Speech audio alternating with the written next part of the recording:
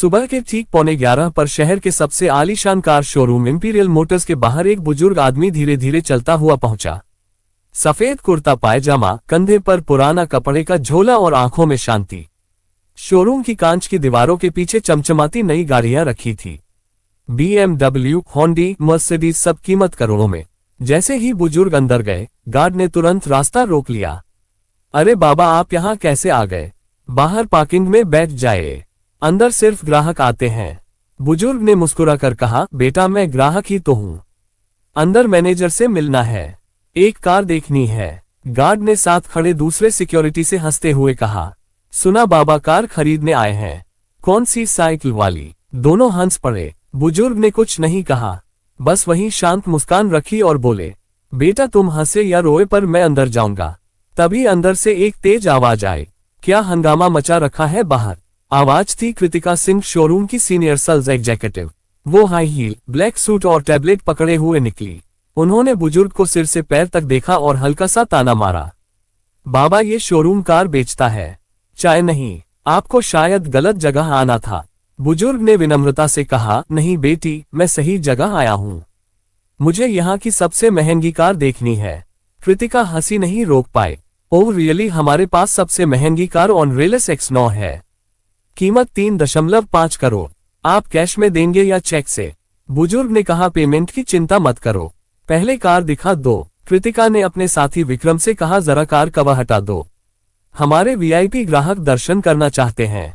विक्रम मुस्कुराया और बोला, मैडम यह मजाक है क्या? यह आदमी तो लगता है फुटपाथ से चला आया है। कृतिका ने कहा, हाँ, पर थोड़ा टाइम पास करने में क्या बुराई है। दोनों हंसते हुए कार के पास गए और कवर हटाया। कार की बॉडी चमक उठी। बुजुर्ग ने उसे गौर से देखा, फिर धीरे से कहा, इसकी इंजन साउंड मुझे सुननी है। विक्रम झुंझलाया, बाबा यह कोई लोकल गाड़ी नहीं है, इसमें बैठना भी मना है, ये शोपीस है। बुजुर्ग बोले, तुम्हारे मालिक से मिलवाओ, वही बात समझेंगे। कृतिका ने झुंझलाते हुए कहा, ओह गॉड, अब यह मालिक से भी मिलना चाहते हैं। फिर रिसेप्शन पर जाकर फोन उठाया, सर एक बूढ़ा आदमी आया है, कह रहा है वह एरियास X9 खरीदना चाहता है, शायद मजाक कर रहा है। फोन के उस पार से आवाज आई, मजाक करने दो, थोड़ी देर में खुद चला जाएगा। यह आवाज थी अभिषेक मेहरा, शोरूम का जनरल मैनेजर, एक अहंकारी सेल्स ड्रिवन आदमी जो लोगों को उनके कपड़ों से आंकता था। कृतिका ने फोन रखा और बुजुर्ग से बोली, मैनेजर साहब बिजी हैं, आप किसी और दिन आइए। बुजुर्ग ने कहा, मुझे आज ही मिलना है, जरूरी बात है। विक्रम ने हंसकर कहा, जरूरी बात यह है कि आपको यहां से जाना चाहिए, बाबा बाहर पानी रखे हैं, पी लीजिए। इतना कहकर वह दोनों अंदर चले गए। बुजुर्ग कुछ पल वहीं खड़े रहे, फिर पास की कुर्सी पर बैठ गए। थोड़ी देर बाद एक छोटा सा लड़का लगभग 25 साल का उनके पास आया। नाम था रवि तिवारी, नया जूनियर सेल्समैन। रवि ने पूछा, बाबा सब आपको डांट क्यों रहे हैं, आपको कुछ चाहिए क्या? बुजुर्ग मुस्कुराए, बस तुम्हारे मैनेजर से मिलना है बेटा। रवि ने कहा, ठीक है, मैं कोशिश करता हूँ। वो भागा भागा मैनेजर के ऑफिस में गया।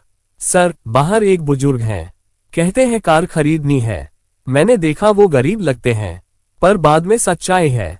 अभिषेक ने आंखें उठाई, रवि तुम नए हो, यहाँ हर महीने 100 लोग ऐसे आते हैं, तुम्हारा काम है असली खरीदार पहचानना, अब जाओ और उसे बाहर भेजो। रवि ने झिझकते हुए कहा, पर सर अगर वह सच में। अभिषेक ने बीच में काटा, enough, don't argue, do your job. Ravi बाहर आया। बुजुर्ग अब भी शांत बैठे थे। उसने धीरे से कहा, बाबा उन्होंने कहा आप बाद में आइए, वह अभी बिजी हैं। बुजुर्ग ने सिर हिलाया, ठीक है बेटा, जब समय सही होगा तब मुलाकात खुद हो जाएगी। रवि ने हैरानी से पूछा, आपका नाम क्या है? बुजुर्ग ने मुस्कुराकर कहा, नाम जानने का वक्त अभी नहीं आया बेटा। और इतना कहकर उन्होंने अपनी झोली से एक छोटा सा सीलबंद लिफाफा निकाला। रवि से बोले, यह अपने मैनेजर को देना। लेकिन जब वह अकेले हो, रवि ने लिफाफा लिया। क्या इसमें? बुजुर्ग ने कहा, जवाब उसमें मिलेगा, बस दे देना। रवि कुछ समझ नहीं पाया, लेकिन जब उसने बुजुर्ग की आंखों में देखा तो अजीब सी गहराई महसूस हुई, जैसे वह कोई आम आदमी नहीं कुछ और ही है। वह लिफाफा उसके हाथ में भारी लगने लगा। रवि ने वह सीलबंद लिफाफा सावधानी से अपनी शर्ट की जेब में रखा। शोरूम के अंदर अब भी वही गहमागहमी थी, नए ग्राहक, चाय की ट्रे, चमकते टायर और सेल्स की बातें। लेकिन रवि का ध्यान अब कहीं और था। हर बार जब उसकी उंगलियां उस लिफाफे को छूती, उसे लगता जैसे उसमें कुछ बड़ा छिपा है। करीब आधे घंटे बाद शोरूम थोड़ा शांत हुआ। अभिषेक मेहरा अपने केबिन में अकेले था। रवि ने हिम्मत जुटाई और अंदर चला गया। सर हाँ रवि, अब क्या हुआ? अभिषेक ने बिना सिर उठाए जवाब दिया। वो जो बुजुर्ग थे ना, उन्होंने ये लिफाफा आपको देने को कहा है। बोले थे अकेले में देना। अभिषेक ने मुस्कुरा कर कहा। क्यों, इसमें क्या लिखा है? दान का आवेदन। फिर लिफाफा ले लिया, सील तोड़ी। अंदर सिर्फ एक सफेद शीट थी। उस पर नीले इंक से कुछ पंक्तियां टाइप की हुई थी। प्रिय श्री अभिषेक मेहरा, आज आपके व्यवहार से मैंने बहुत कुछ समझा। कल सुबह 10 बजे मैं ओरिलियस ग्रुप के हेड ऑफिस में मिलूंगा। वहां तय होगा कि इंपीरियल मोटर्स का भविष्य किसके हाथ में रहेगा। एस शेखावत। अभिषेक का चेहरा तुरंत सख्त हो गया। उसने दोबारा नाम पढ़ा, एस शेखावत। उसका माथा सिकुड़ गया। ये नाम कहीं सुना है। वह बुदबुदाया। अचानक उसे याद आया, ओरिलियस ग्रुप वही कंपनी थी जिसके फ्रेंचाइज पर यह पूरा शोरूम चल रहा था, और एस शेखावत वही शख्स थे जो इस ब्रांड के फाउंडिंग डायरेक्टर में से एक थे, लेकिन पिछले कई सालों से पब्लिक में दिखाई नहीं दिए थे। अभिषेक ने झटके से इंटरकॉम उठाया। कृतिका, जल्दी मेरे केबिन में आओ। कुछ सेकंड में कृतिका अंदर पहुंची। क्या हुआ सर? अभिषेक ने उसे लिफाफा थमाया। पढ़ो, ये पता है, ये वही बुजुर्ग थे जो सुबह आए थे, और यह नाम शेखावत। क्या तुम समझती हो इसका मतलब? कृतिका ने पढ़ा और चेहरा फीका पड़ गया। सर मतलब वो हमारे यहाँ। अभिषेक ने टेबल पर हाथ मारा। वो हमारे फ्रेंचाइज ओनर में से एक हैं और हमने उन्हें बाहर बैठा दिया। कृतिका की आवाज कांप गई। अब क्या करेंगे सर? अगर उन्होंने रिपोर्ट कर दी तो? अभिषेक ने गहरी सांस ली। कुछ नहीं होगा, अभी तक उन्होंने सिर्फ चेतावनी दी है। कल तक मैं सब ठीक कर दूंगा। कृतिका बोली। पर कैसे? जो लोग ऊपर तक पहुंचते हैं वह हर झटका झेलना जानते हैं। कल जब वह आएंगे मैं सॉरी बोल दूंगा। थोड़ा इमोशनल ड्रामा, थोड़ा फ्लैटरिंग, सब ठीक हो जाएगा। कृतिका ने सिर हिलाया। लेकिन सर, अगर उन्होंने सीधा कॉर्पोरेट टीम को बोल दिया तो? अभिषेक ने मुस्कुराया। तब भी मेरे पास एक प्लान है। उनके उम्रदराज होने का फायदा उठाया जा सकता है। अगर उन्होंने कोई क्लेम किया तो मैं कह दूंगा कि कोई फेक आदमी उनका नाम इस्तेमाल कर रहा था। पुरानी ट्रिक है, काम करेगी। कृतिका चुप हो गई। वह जानती थी सर का कॉन्फिडेंस कई बार अहंकार की हद पार कर जाता है। इसी बीच रवि बाहर खड़ा सब सुन रहा था। वह अंदर नहीं गया, पर दरवाजे की ओट में हर शब्द उसके कानों में पड़ा। उसे अंदर से गुस्सा आया। उसने सोचा, इन लोगों ने कल भी गलती की थी और आज भी झूठ से ढकने की कोशिश कर रहे हैं। रात को रवि घर नहीं गया। वो शोरूम के पीछे वाले छोटे ऑफिस में ही रुका। कंप्यूटर पर बैठकर उसने ओरिलियस ग्रुप की वेबसाइट खोली। फिर contact board of directors section में जाकर एक ईमेल लिखा। सब्जेक्टेंट अबाउट मिस्टर एस शेखावत के इंपीरियल मोटर्स में आने का अनुरोध। प्रिय सर, आज एक बुजुर्ग व्यक्ति आए थे जो खुद को श्री शेखावत बताते हैं। स्टाफ ने उनके साथ अनुचित व्यवहार किया। उन्हें शोरूम से लगभग बाहर निकाल दिया गया। मैं यह मेल इसलिए लिख रहा हूं ताकि सच आपके सामने पहुंचे। Ravi Tiwari, junior sales executive. उसने मेल भेज दी। दिल धड़क रहा था पर आत्मा हल्की लग रही थी। अगली सुबह 10 बजे शोरूम के गेट पर वही बुजुर्ग फिर आए, पर इस बार अकेले नहीं थे। 4 गाड़ियां पीछे रुकी। काले सूट पहने कुछ अधिकारी उतरे। गार्ड सन रह गया। कृतिका और विक्रम के चेहरे से रंग उड़ गया, और अभिषेक मेहरा, जिसकी मुस्कान कल तक इतनी तेज थी, अब उसके होंठ सूख गए थे। बुजुर्ग सीधे अंदर आए और बोले, श्री अभिषेक मेहरा कहाँ है? उनकी आवाज में अब कोई नरमी नहीं थी। वह आवाज आदेश थी। पूरा शोरूम खामोश था। कांच की दीवारों में सिर्फ उनके कदमों की आवाज गूंज रही थी। अभिषेक धीरे धीरे अपने केबिन से निकला, चेहरे पर बनावटी मुस्कान चिपकाए हुए। नमस्ते सर, उसने जल्दी से हाथ जोड़ते हुए कहा। कल जो हुआ वह एक गलतफहमी थी सर। स्टाफ को बस। शेखावत ने हाथ उठाकर रोक दिया। उनकी आंखों में सीधी ठंडक थी। गलती सिर्फ स्टाफ की नहीं मेहरा साहब, गलती आपके चरित्र की थी। अभिषेक सकपका गया। सर, मैं कसम खाकर कहता हूं, कसमें बाद में खाना। शेखावत की आवाज और गहरी हो गई। पहले ये बताइए, जब कोई आदमी साधारण कपड़ों में आता है तो आप उसे ग्राहक नहीं मानते? कृतिका और विक्रम एक कोने में खड़े सब सुन रहे थे। कृतिका के गले में पसीना उतर आया था। शेखावत आगे बढ़े और शोरूम के बीचों बीच रुक गए। उन्होंने चारों तरफ देखा। हर कर्मचारी सिर झुकाए खड़ा था। ये वही शोरूम है जिसे मैंने 20 साल पहले शुरू किया था, उन्होंने कहा। तब यहाँ सिर्फ 2 गाड़ियां थी और 5 लोग। हमने एक सपना देखा था कि ग्राहक चाहे किसी हालत में आए उसे सम्मान मिलेगा। लेकिन अब उन्होंने ठहर कर अभिषेक की तरफ देखा। अब यहाँ सिर्फ अहंकार बिक रहा है। अभिषेक की आवाज कांपने लगी। सर प्लीज हमें एक मौका दे दीजिए। कल का दिन सच में बहुत बुरा था।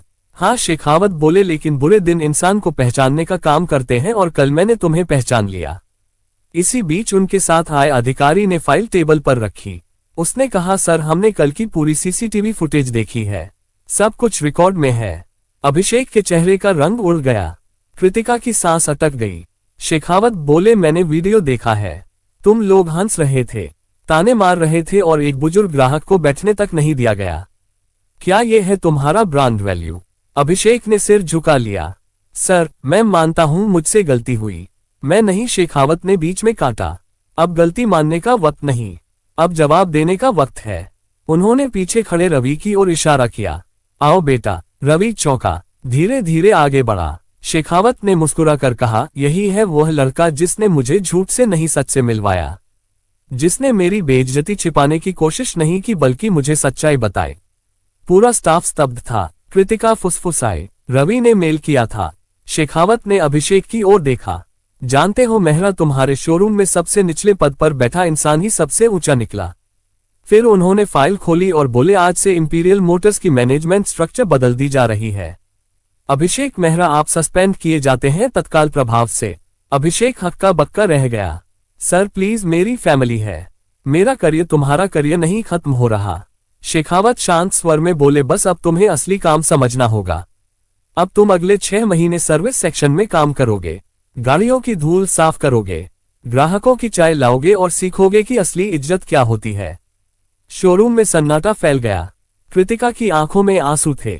शेखावत ने उसकी तरफ देखा और तुम मिस कृतिका, तुम्हें एक और मौका दिया जा रहा है, लेकिन याद रखना अगर अगली बार किसी ग्राहक को उसके कपड़ों से आंका गया तो तुम बाहर होगी। कृतिका ने सिर झुकाकर कहा सॉरी सर, मैं समझ गई हूं। फिर शेखावत ने रवि की तरफ रुख किया। रवि तुमने सच की कीमत चुकाई नहीं बल्कि कमाई है। आज से तुम इस शोरूम के असिस्टेंट मैनेजर हो। रवि की आंखें फैल गई। सर साहब मैं तो नया हूं। हाँ शेखावत मुस्कुराए, लेकिन तुम्हारे पास वह है जो यहाँ किसी के पास नहीं, इंसानियत। कृतिका ने धीरे से कहा रवि तुमने जो किया वो कोई नहीं कर पाता। रवि ने जवाब दिया मैंने बस वही किया जो सही लगा। शेखावत ने आखिरी बार अभिषेक की ओर देखा। याद रखो मेहरा, ब्रांड की असली कीमत कारों में नहीं होती बल्कि उन हाथों में होती है जो उन्हें सम्मान से छूते हैं। उन्होंने अपनी छड़ी उठाई और दरवाजे की ओर बढ़ गए। हर कदम की आवाज शोरूम की फर्श पर गूंज रही थी, मानो हर गूंज कह रही हो इंसानियत की गाड़ी सबसे आगे चलती है। 3 हफ्ते बीत चुके थे। शोरूम का माहौल अब पहले जैसा नहीं था। हर कोई थोड़ा ज्यादा विनम्र, थोड़ा ज्यादा सतर्क हो गया था। इंपीरियल मोटर्स का बोर्ड अब और भी चमकने लगा था, पर अब उसकी चमक सिर्फ कारों से नहीं बल्कि रवि की ईमानदारी से थी। रवि अब असिस्टेंट मैनेजर था। कर्मचारी उसे सर कहने लगे थे, लेकिन वह हमेशा मुस्कुराकर कहता अरे सर मत बोलो, रवि ही ठीक है। वो हर सुबह सबसे पहले आता, शोरूम की लाइट्स ऑन करता और वहीं पुरानी जगह पर 5 मिनट खड़ा रहता जहां शेखावत साहब बैठे थे। उसके लिए वह जगह अब किसी मंदिर से कम नहीं थी। एक दिन कृतिका आए और बोली रवि आज तुम्हें ओरिलियस हेड ऑफिस से बुलावा आया है। रवि थोड़ा चौंका, मुझे किस लिए कह नहीं सकते?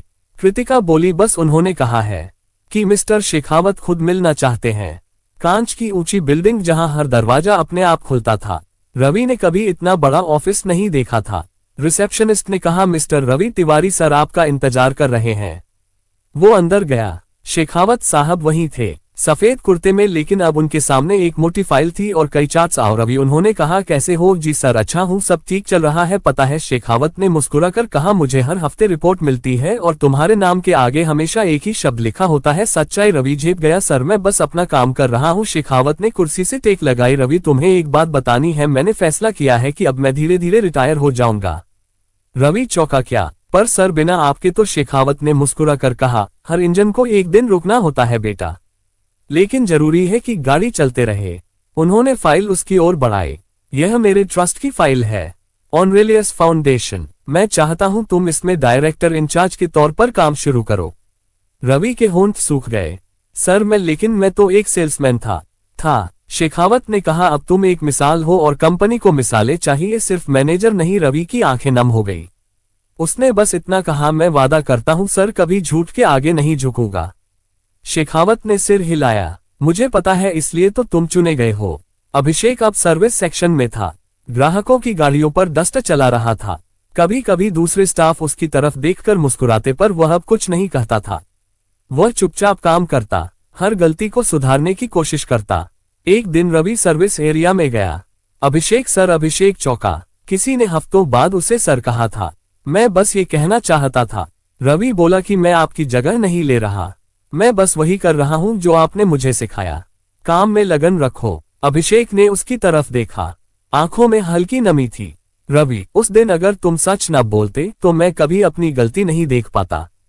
तुमने मुझे गिराया नहीं, जगाया है। रवि मुस्कुराया। फिर तो हम दोनों ने कुछ सीखा। अभिषेक बोला, हाँ, एक बात जरूर सीखी। कपड़े नहीं, किरदार पहचानो। दोनों ने हाथ मिलाया। कृतिका पास खड़ी थी, उसकी आंखों में भी एक सुकून था। रात को रवि जब बाहर निकला तो पार्किंग में एक कार खड़ी थी, काली, पुरानी लेकिन चमकदार। वो वही कार थी जिसमें शेखावत साहब उस दिन पहली बार आए थे। उसके बोनट पर एक छोटा सा लिफाफा रखा था। रवि ने उठाया। अंदर सिर्फ एक लाइन लिखी थी, जब दुनिया तुम्हें पहचानने लगे तब भी वही बने रहना जो तब था जब कोई नहीं जानता था। एस शेखावत। रवि मुस्कुराया, लिफाफा जेब में रखा और आसमान की तरफ देखा, जहां सितारे भी मानो कह रहे थे, सच की गाड़ी कभी रुकती